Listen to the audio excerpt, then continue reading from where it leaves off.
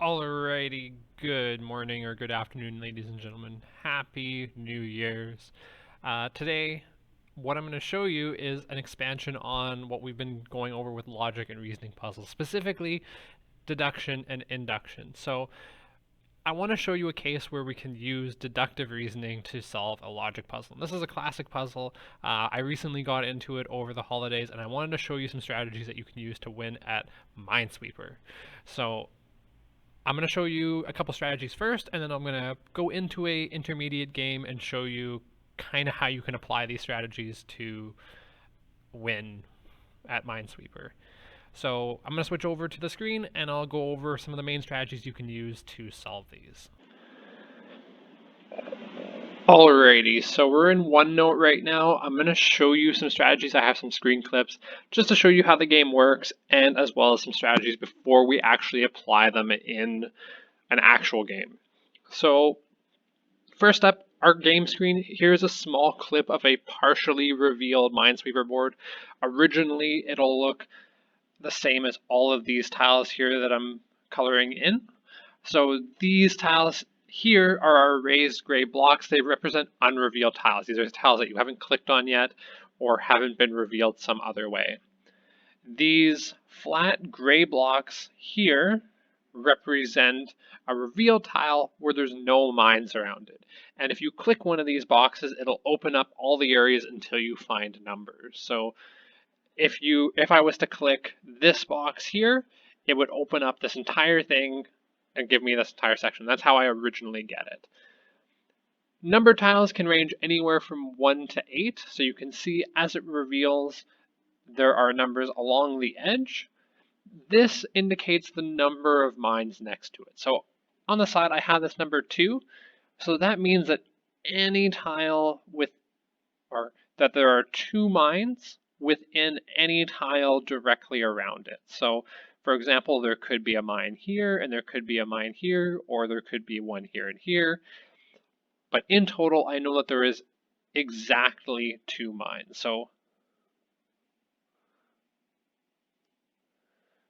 this is going to be helpful for how we solve. The other couple things that you can do is you can place what is called a flag. So I've placed a flag right here. This is a location that's marked by you that shows the location of a mine. And I'll get into how we can identify points that have mines in a moment. And then lastly, some games give you the option of giving a question mark. So this question mark represents the possible location of a mine that you might not be sure about. The other things that are kind of important for you to know is this number up here shows the total remaining number of mines.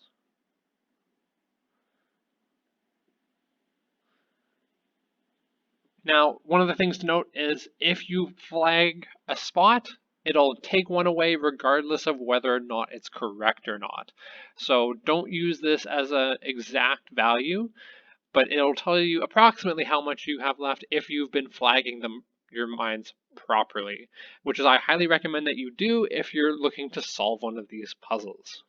So now I'm going to go into a couple of strategies and I'm going to show you a couple of screen clips. So I'm going to show you 2 strategies at once because they are related to one another. So strategy 1 and 2, corners with a number must contain a mine. If the number of uncovered spaces matches the number on the tile, then all the uncovered squares must be mines. So that first strategy refers to if I have an open space like this, my corners, or my interior corners I should say, are these ones right here. So one thing that I will add, interior corners. So for example, this one here is not a corner that I can use, but what the reason for this is specifically these number ones right here. Because, and this is where our deduction comes in, this or these all must have 1 mine next to them. But all the spots around them have been cleared with the exception of one spot. So in all of these cases, the only valid place that I have for them is a mine has to be here. Now, we can use a little bit of deduction to help us out with a couple of other things.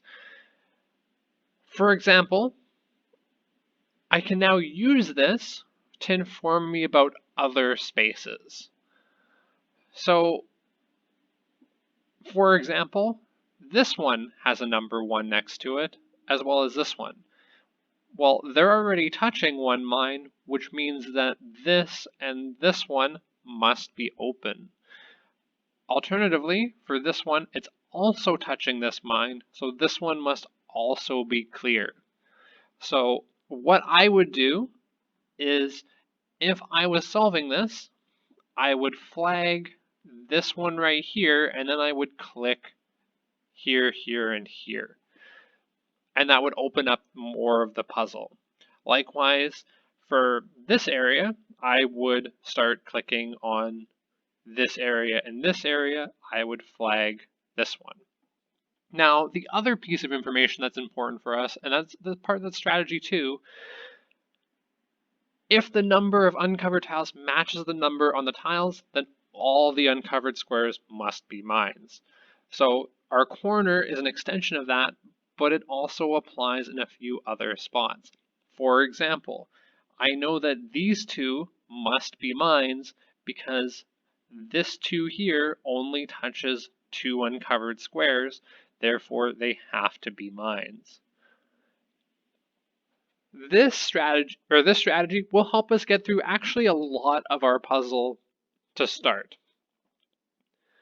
To show you where this is also helpful, I have over here, before we get into strategy 3, notice that this number 3 here is touching 3 adjacent squares that are uncovered. Therefore, all 3 of these must be mines. You'll notice that that opens up a bunch of other options for me because I notice that there is a 1 touching, therefore these 2 cannot be mines, and I would click them. Additionally, this 2 touches these 2 mines, therefore I know that this is clear. Strategy 3 deals with dealing with edges. So for example, this here represents our edge. This is where we can start thinking of something called a linked tiles.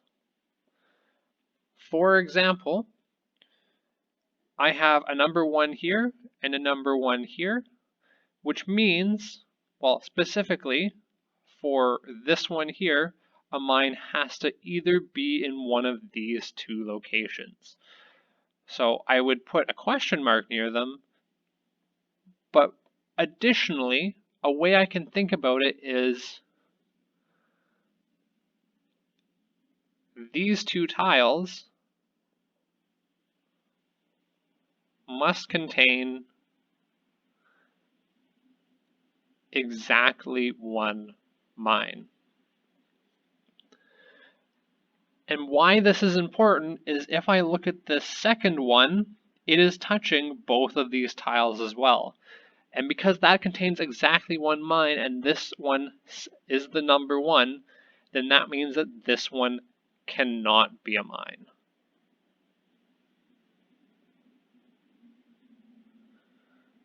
So even though I don't know which of these 2 it is yet, I would click here and it would open up a number that I could potentially use to help me solve further down. So far, we have a couple of strategies. The next couple will help us solve many more scenarios that pop up regularly. This one is so common that we should just memorize it. So if you have the bricks 1 and 2 next to each other on a line, then the brick past the 2 on the far side the one brick must be a mine. Now that's a lot to unpack, but let's take a look at it. So I'm going to look at this one here and this 2 here. Now, what's important for us is looking at these bricks here. Now, why this is important is a few reasons. I don't know where the one mine is, but I know that there has to be one mine here. If the mine was here, then that means that there could not be a mine here and here. But wait, that means if there's no mines here, the only spot for this 2 has to be here, but that would only leave this to be a 1. So right away, I can actually rule out this spot entirely, which means that one mine has to exist in those 2 spots. But I'll point out, because this 1 is touching both of those, it needs exactly one mine. Now, if one mine is coming from here, how do we fill out this 2? Well, the only way that we can is that if there is a mine right here. So this strategy says if you have a 1 and a 2 touching on a line, then the one past the 2, or the tile past the 2, opposite to that 1 must have a mine on it. Similarly for this one here, I have a 1. Well, then that means that there has to be a mine on this location because of the same reasoning. I can't have it here because then I would still need another one in one of these 2 spots, and this could not be a 1. We're going to expand, but really these next 2 patterns are just building on this rule here. The first one is if I have the pattern 1, 2, 1. This one means that there is a mine directly next to each of the 1 tiles. So the area that I'm going to look at is right here. So how I get this is first I take a look at this 1 and this 2, and I know that there has to be a mine in one of these spots, which means that there should be a mine here. But let's look at it a number of ways. If I have a mine here, then I already have my 1 mine here and here, which means that I could not have a mine in either of these spots, which means that this could not be a 2. So the way that I think about this is that there has to be a mine here and here, and then alternatively, if I look at it from this side, there has to be a mine here and here. Now the only way for those to both happen at the same time is if there is a mine here and here. So this part represents our 1, 2, 1 pattern. The next one is a slightly bigger expansion. It is the pattern 1, 2, 2, 1. So the area I'm going to look at is right here. So for this one, basically I'm solving the 1, 2 pattern to the right, and I'm solving the 1, 2 pattern from the left and from the right. I see the 1 and the 2, which means that there has to be a mine on this block from our previous rule, and then if I solve it from these 2, it means that there has to be a mine on this side. And the same reasoning goes that I can't put a mine here or here, because then I couldn't have any mines fitting in this spot or this spot. So this actually frees up a number of spots. I can clear out these ones here and see what happens next. Lastly, it's important to note that sometimes in Minesweeper you do have to guess. There are occasions where the odds of a mine being are 50-50. So here I have a mostly completed game, And to show why this is a 50-50 case, I have a number of flagged mines here. These two are uncovered, so these are the two squares we have in question. And one of the things I'll point out is that this 2 is touching this one here, so it means that there has to be one mine in either of these two spots. This 5 is touching 1, 2, 3, 4, which again means that there has to be one in either of these two spots. The 3 is touching two other mines, which means that there has to be one mine in either this spot or this spot. And then lastly, this 1 means that there is a mine in either of these spots. And none of them tell us any information about where those two mine or where that one mine could be. All we know is that there is exactly one mine. So when you solve something like this, first up, make sure it's a 50-50 chance before you start to guess. Oftentimes, I have found that it looks like it, but if I can solve around it, it actually clears something up. This one is not in a corner, it's right at the very edge, and all the information says the same thing, that it's in one of those two spots. Generally speaking, if you run into a case like this, don't save it until the end. The reason being is you'll end up wasting time because no matter what, it comes down to a coin flip.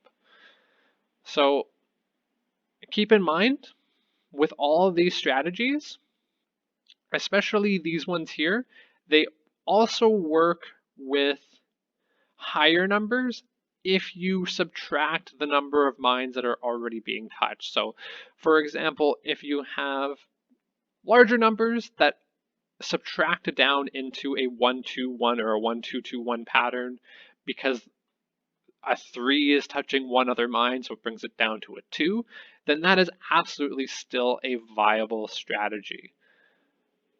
Let's jump over into a game now and I'll show you how we can go about solving this. Alrighty, so here we are on a advanced game of Minesweeper. You can see it's brand new. There's 99 mines on this tile or on this page. So I'm going to start by clicking. There's a number of strategies that involve going to the corners or going from the middle. The middle tends to give bigger openings, which are those large areas, whereas the corners give them to you, but more consistently, but they're smaller. I believe this game automatically gives you a starting opening, but not all do. So I'll start by opening, and you can see here I've got an open area. So my first thing, I want to reduce the number of mines wherever possible. So if I left click, I reveal a spot, and if I right click, I end up, well, if I right click once, I put a flag down, and if I right click twice, I put a question mark down.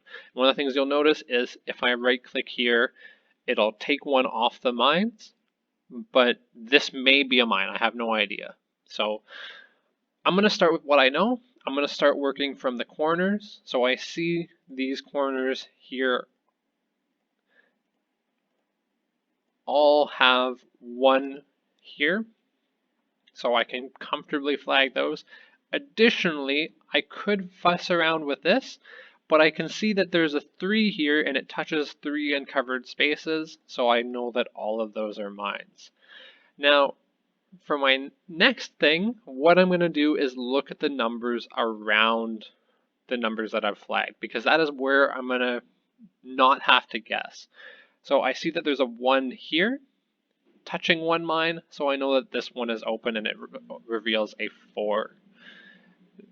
I could look at this one, but I'm actually going to look at this one here because it's touching a mine diagonally, so I know that these two cannot be mines either.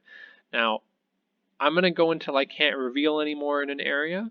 So I see that this one is touching, so that means that these 3 must also be clear. And then there's one more right here, so I can go 1 higher, and I'm going to stop. Now, right here, I see that there's the number 5, and I have 1, 2, 3, 4, 5. So I can say already that those are all mines. Now I have 3 touching, but this doesn't help me anymore. This 2 is touching 2 mines, which means that this one must be open. This 2 is now touching this and 1 uncovered mine. So technically there's a 1, so I'm going to flag this, and now this is touching 3, so I can reveal those. And then one of the issues here, I can't click these 2 like I did on the other side because this is touching 5. This is touching 3, but it's also touching this one here. So if I was to flag these, one of those would be wrong. So for now, I can leave them as question marks because I'm not sure which one. But this is the idea of us having a link, that there is exactly 1 in here, which means that this one, there has to be exactly 1 mine here. It doesn't help me at the moment, but I can use this in the future. Couple other things I can look for. Oh, this 2 is touching this one, so there's got to be a flag here.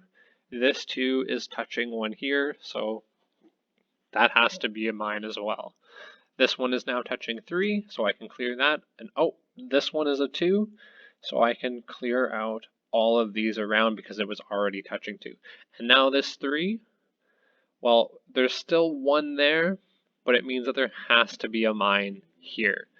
Now, this is actually one of the cases where I have to guess because, actually, hang on, I have to be careful. This 3 maybe might give me information about where this one is, because if it's here, then that means that this one is already touching 3. So rather than guessing, I'm going to come back to it afterwards.